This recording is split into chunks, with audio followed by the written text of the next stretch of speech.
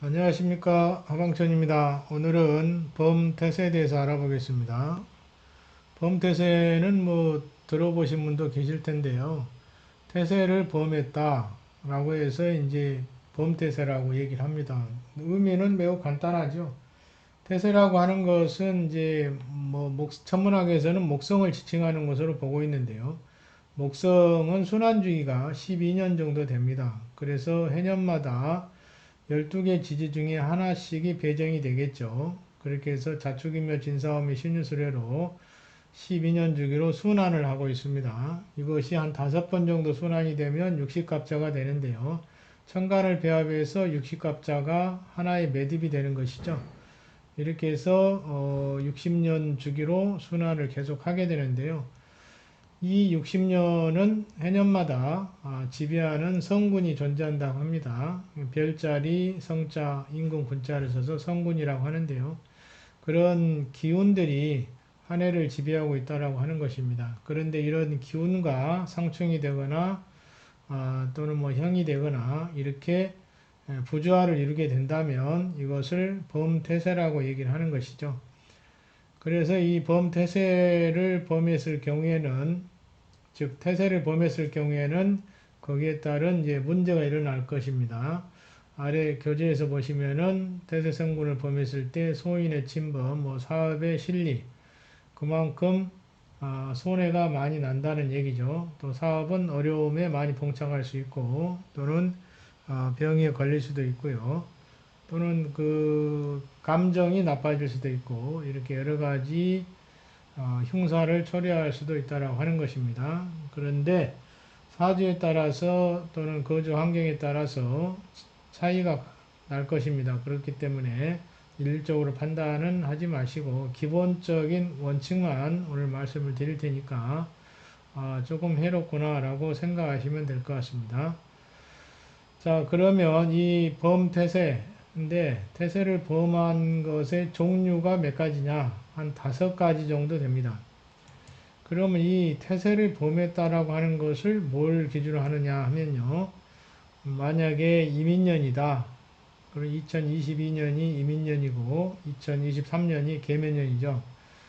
정관과 지지로 60갑자가 순환을 하는데 지지를 보시면은 인이 들어와 있습니다. 23년에 아니 22년에요. 23년은 묘가 들어오죠. 그러면 이 지지와 형성되는 형충파해를 일컬어서 범태세라고 합니다. 그러면 형충파해에서 네 가지이기 때문에 네 종류가 나오겠죠. 또 하나는 이제 동일한 태세가 들어왔을 때를 치태세라고 그래서 5가지가 됩니다. 그래서 형충파해 네 가지 종류하고 또는 동일한 지지가 들어왔을 때 치태세라고 해서 5가지 종류가 되어 있습니다. 치대세도 사주의 희용신에서 희용신에 해당한다면 유리할 수도 있겠으나 그렇지 않은 경우는 해로울 수도 있다라고 하는 것입니다. 자, 그러면 그 5가지 내용을 하나하나씩 좀 살펴보겠습니다. 1번에 보시면은 출생한 연도의 생초라는 것은 띠라고 보시면 됩니다. 어느 해에 태어났느냐라고 하는 것이죠. 그리고 이제 매년 회전하고 있는 유년생초.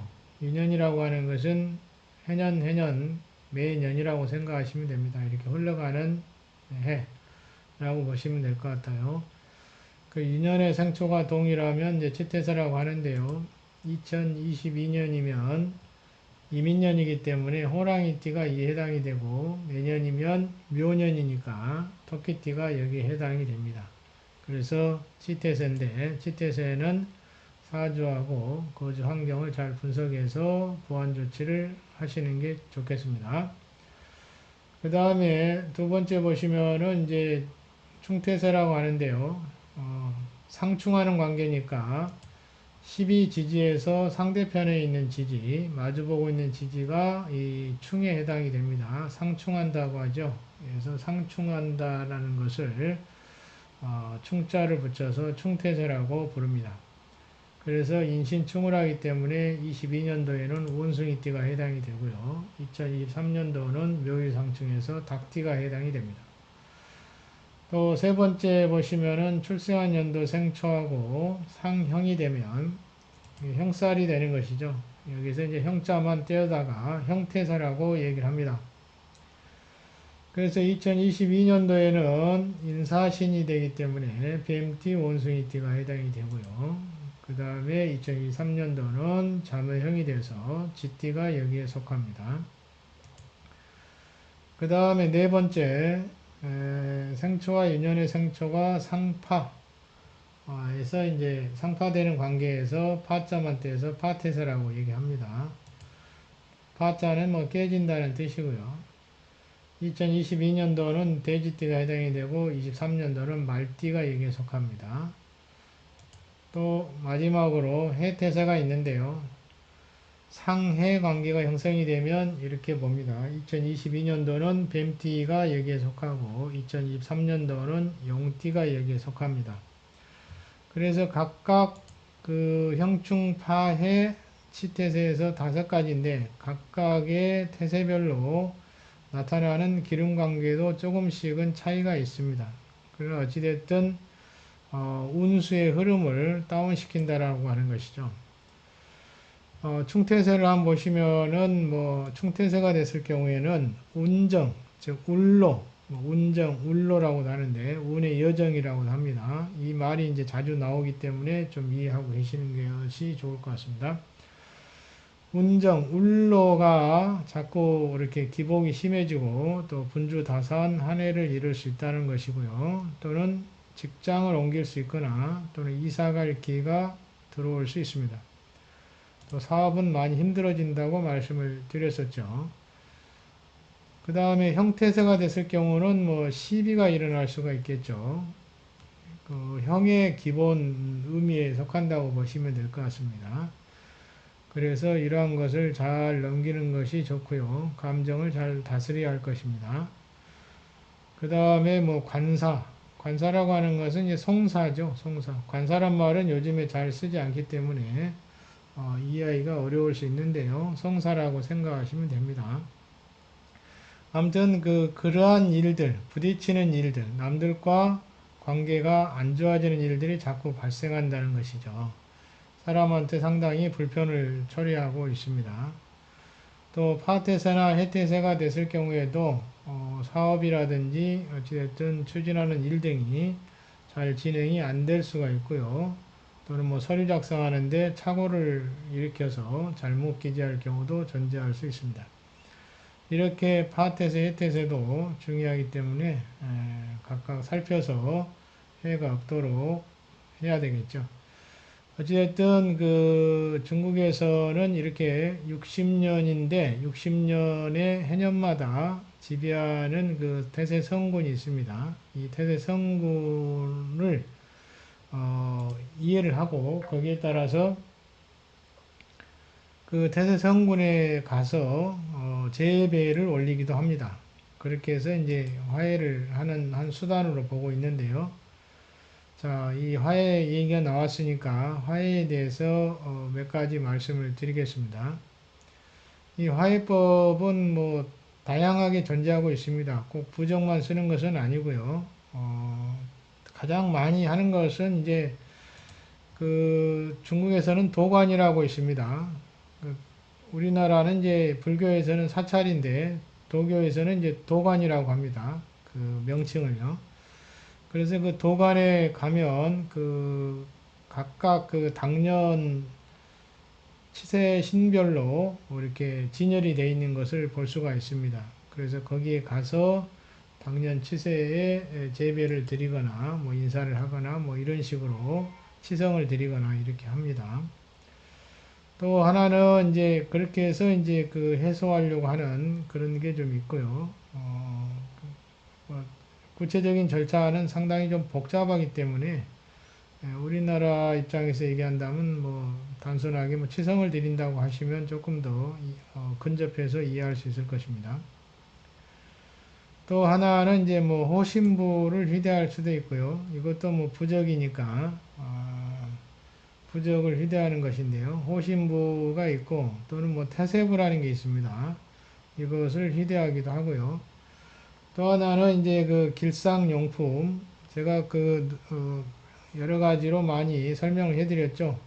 비유라든지 뭐 호루라든지 기린이라든지 또는 흑요석 또는 뭐 복숭아나무로 만든 팔찌라든지 이런 것 등을 그 자기 띠에 맞게 차고 다니면서 이제 그 탁한 기운을 이제 해소한다는 것입니다. 당년 치세의 기온과 부딪히는 것을 이제 해소시켜 준다는 것이죠.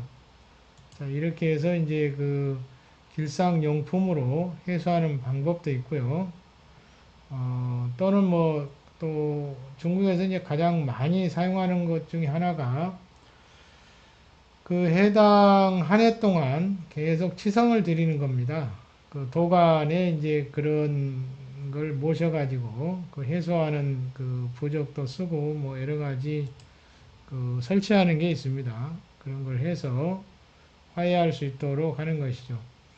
특히 이제 태세에 화해할 때 거기에 이제 들어가는 게 그 상신팔자하고 뭐 집주소도 다 집어넣고요. 그 다음에 뭐 거기 한 해를 주관하는 대장군, 즉 그 태세 성신을 이름을 적어 놓고 이렇게 모시는 겁니다. 향을 피우고 모시고 이렇게 합니다. 그러니까 이것도 다 별도로 이제 하게 되는 것인데요. 필요에 따라서 적당한 걸 취해서 하시면 될 것 같습니다. 또 우리나라에서 하는 방법은 또 우리나라 방법대로 이렇게 맞는 방법을 선택해서 하시는 것도 가능합니다. 자, 어찌됐든 방법은 뭐 풍수용품을 통해서 하든지 또는 태세성신을 모신 곳에 가서 치성을 드리든지 또는 부적을 통해서 하든지 또 1년간 이렇게 법사를 통해서 그 태세와 부딪히는 것을 해소하든지 여러 가지 방법이 있습니다. 자, 그리고 태세 부적은 뭐 종류가 뭐 여러 가지가 있는데요. 하나를 보시면 이런 식으로 되어 있습니다. 가장 기본적이고 전형적인 부적입니다. 이런 게. 태양과 달이 표시가 되어 있고 삼청신이 들어가 있고요. 칙령 들어가 있고 이렇게 기본입니다.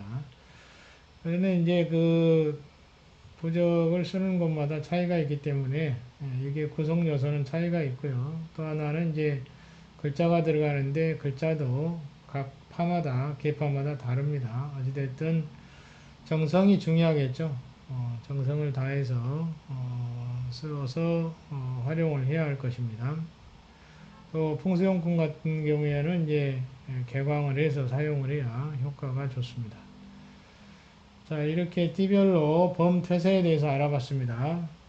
그래서 이제 풍수용품을 설명하면서 이 범퇴세에 대해서 언급을 했는데 범퇴세를 또 이해를 못하면 무슨 말인지 또 못 알아먹기 때문에 오늘은 그 범퇴세에 대해서 말씀을 드렸으니까 더 자세히 아시려면 그 형충파해를 이해를 하시면 되겠죠. 형충파해는 사주에서 나오는 내용인데요. 지지상호 간의 상호 에너지 작용 관계를 표시하고 있는 것입니다. 그 에너지 작용 관계를 기본적인 원칙을 설명하고 있는 책자를 통해서 섭렵을 하시면 될 것 같고요. 그 이해하신 분은 뭐 범퇴세에 대해서는 금방 이해가 될 것으로 보입니다. 각 태세마다 기능이 조금씩은 차이가 있고요. 대체로 운수가 좀 흐름이 안 좋다라고 하는 점이 있습니다. 자, 오늘은 범태세에 대해서 말씀을 드렸습니다. 이만 마치겠습니다.